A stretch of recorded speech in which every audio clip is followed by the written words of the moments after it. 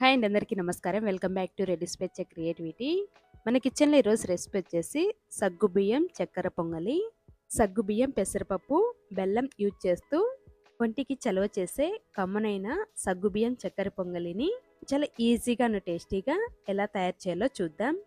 పావు కప్పు పెసరపప్పుని తీసుకొని వాటర్ వేసి 2-3 సార్లు బాగా క్లీన్ చేసి మళ్ళీ వాటర్ వేసి 15 లేదా 20 నిమిషాలు నానబెట్టుకొని వాటర్ లేకుండా తర్వాత ప్యాన్లోకి తీసుకోవాలి.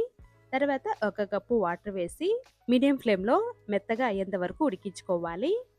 ఈ పెసరపప్పు ఉడికేలోపు మరొక ప్యాన్లోకి 2 కప్పులు వాటర్ వేసుకోవాలి. తర్వాత ఈ వాటర్ని మరిగించుకోవాలి.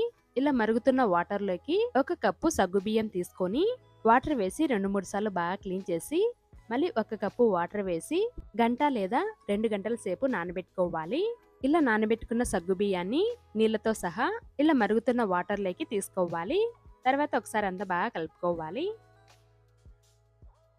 తర్వాత మీడియం ఫ్లేమ్ పెట్టి 10 లేదా 15 నిమిషాలు అంత బాగా ఉడికించుకోవాలి. సగ్గుబియ్యం మెత్తగా ఉడికేంత వరకు అంత బాగా ఉడికించుకోవాలి. సగ్గుబియ్యం ఇలా సాఫ్ట్గా ఉడకాలి. ఇలా ఉడికేంత వరకు అంత బాగా ఉడికించుకోవాలి. తర్వాత ఈ సగ్గుబియ్యాన్ని ఒక స్టైనర్లోకి తీసుకోవాలి. ఇలా స్టైనర్లోకి తీసుకున్నాక 1 కప్పు నార్మల్ వాటర్తో క్లీన్ చేసుకోవాలి. తర్వాత వీటిని ఒక బౌల్లోకి తీసుకొని పక్కన పెట్టుకోవాలి.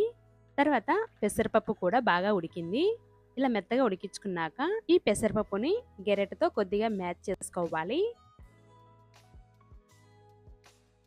ఇలా మెత్తగా మెదుపుకున్నాక ఈ ప్యాన్ని పక్కన పెట్టుకోవాలి.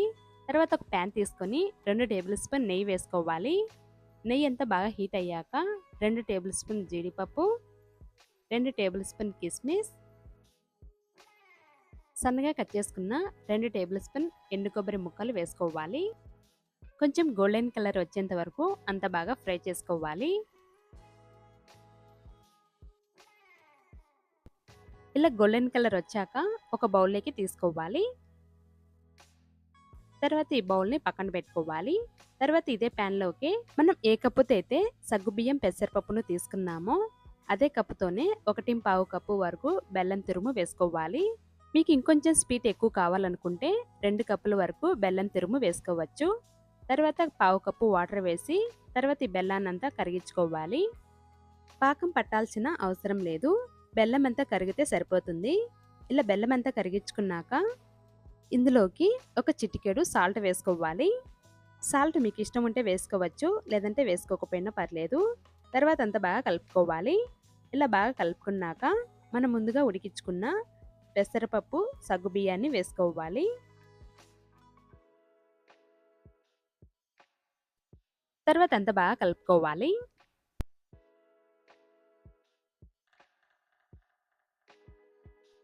ఇలా అంతా బాగా కలుపుకున్నాక మీడియం ఫ్లేమ్లో 5 లేదా 10 నిమిషాలు అంతా బాగా ఉడికించుకోవాలి. 10 నిమిషాలు ఉడికించుకున్నాక తర్వాత ఇందులోకి 1 టేబుల్ స్పూన్ నెయ్యి వేసుకోవాలి. తర్వాత 1/2 టేబుల్ స్పూన్ యాలకుల పొడి వేసుకొని అంత బాగా కలుపుకోవాలి. ఇలా అంతా బాగా కలుపుకున్నాక మనం ముందుగా ఫ్రై చేసి పక్కన పెట్టుకున్న డ్రై ఫ్రూట్స్ని వేసుకొని అంత బాగా కలుపుకోవాలి. ఇలా అంతా బాగా కలుపుకున్నాక స్టవ్ ఆఫ్ చేసి ఒక ప్లేట్లోకి తీసుకోవాలి.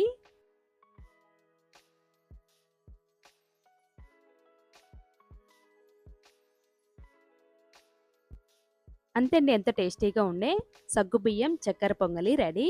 చాలా చాలా హెల్దీ అండ్ టేస్టీ రెసిపీ. ఈ సగ్గుబియ్యం చక్కెర పొంగలి దేవునికి నైవేద్యంగా చేసి పెట్టచ్చు. అంతే అండి, వీడియో మీకు నచ్చినట్లయితే లైక్ చేసి షేర్ చేసి సబ్స్క్రైబ్ చేసుకోండి.